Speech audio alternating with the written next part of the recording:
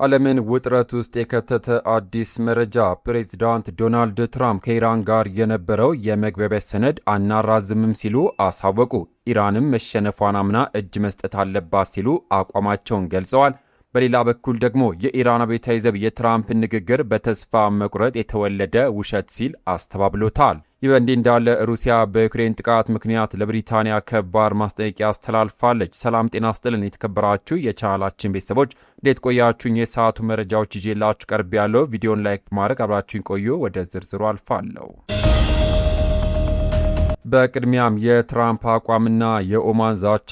ወደ መጀመሪያው መረጃችን ስናልፍ በአሜሪካና በኢራን መካከል ያለው ፍጥጫ አዲስ መልክ ይዟል። ፕሬዝዳንት ዶናልድ ትራምፕ በኦቫል ኦፊስ በሰጡት መግለጫ ከኢራን ጋር ተደርሶ የነበረው የመግባቢያ ሰነድ ማራዘም እንደማይፈልጉ አሳውቋል። በሁለቱ ሀገራት መካከል ያለው ውይይት በዋናነት የሆርሙዝ ወሽመጥን ማስከፈት ላይ ያተኮረ ሲሆን በግጭቱ ገለልተኛ የሆነችው ኦማን ቁልፍ ሚና እየተጫወተች ትገኛለች። ሆኖም ትራምፕ ኦማን ጣልቃ የምትገባ ከሆነ ከባድ ድብደባ ይደርስባታል ሲሉ ማስጠንቀቃቸውን ፎክስ ኒውስ ዘግቧል። በተጨማሪም ትራምፕ አሜሪካ ከኢራኑ እስላማዊ አብዮታዊ ዘብ ጋር በእጅ አዙር ግንኙነት እንዳላት ቢናገሩም አብዮታዊ ዘቡ ግን ከትራምፕ አስተዳደር ጋር ምንም አይነት ንግግር የለኝም ሲል አስተባብሏል። ፕሬዚዳንቱ ኢራን ሙሉ በሙሉ እጅ መስጠት አለባት ማለታቸው ወታደራዊ አዋቂዎች በጦር ሜዳ ያለውን ሁኔታ ካለመገንዘብ የቀረበ ሐሳብ ነው ሲሉ ተችተውታል። ኢራን በበኩሏ ዲፕሎማሲው ካልሰራ ወሽመጡን ሙሉ ለሙሉ ለመቆጣጠር አደገኛ እርምጃ እንደምትወስድም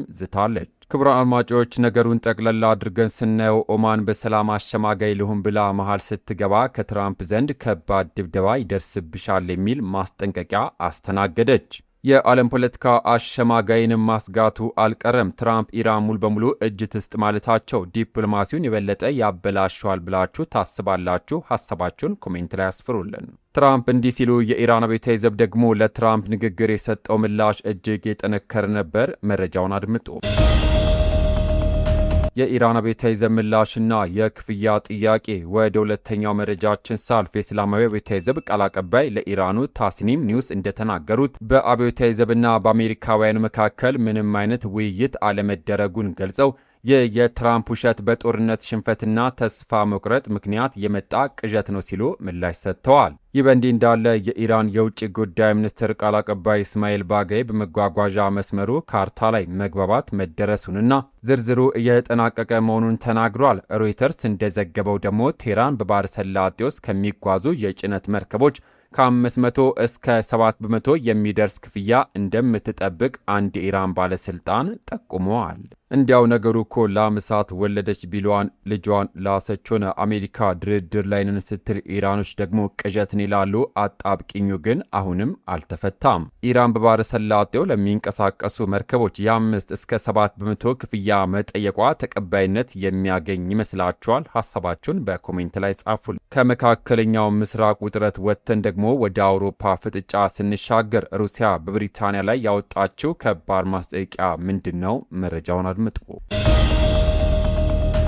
የሩሲያ ማስጠንቀቂያ ለዩናይትድ ኪንግደም። ሩሲያ በዩክሬን ያለው ቀውስ እንዲባባስ ብሪታንያ ሰራሽ ድሮኖች ጥቅም ላይ መዋላቸው ከተረጋገጠ በኋላ ሞስኮ ለለንደን ከባድ ማስጠንቀቂያን ሰጥታለች። በዩኬ ያለው የሩሲያ ኤምባሲ ባወጣው መግለጫ ዩናይትድ ኪንግደም በደም አፋሳሽ ወንጀልና የሽብር ጥቃት አጋር እየሆነች ነው ሲል ከሷል። የለንደን ድርጊት መዘዝ ማስከተሉ አይቀሬ መሆኑንም አስጠንቅቋል። የዩኬ ድሮኖች በሩሲያ ውስጥ በ35 ቢሊዮን ዶላር የኢኮኖሚ ጉዳት ያደረሱ ጥቃቶች ላይ ጥቅም ላይ መዋላቸው ተገልጿል። ለዚህ ምላሽ ሰጠው የዩኬ መከላከያ ሚኒስትር ብሪታንያ ከዩክሬን ጎን እንደምትቆም ገልጾ ዩክሬን ራሷን እንድትከላከል ድጋፍ ማድረጋችንን እንቀጥላለን ሲል ተናግረዋል። የድሮን ውጊያው የሩሲያን የውስጥ ኢኮኖሚ መምታት ሲጀምር የሞስኮ ቁጣ ከፍ ማለቱ አልቀረም። ክቡራትና ክቡራን የተከበራችሁ የዩቲዩብ ቻናል ቤተሰቦች ለሰዓቱ ያስኩላችሁ ሰበር መረጃ እነዚህ ነበሩ።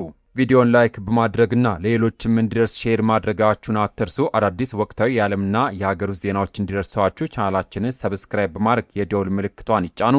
ከሰዓታት በኋላ በሚሰማ በአዲስ መረጃ እስከምንገናኝ በያላችሁበት የዓለም ዳርቻ ቸር ቆዩ።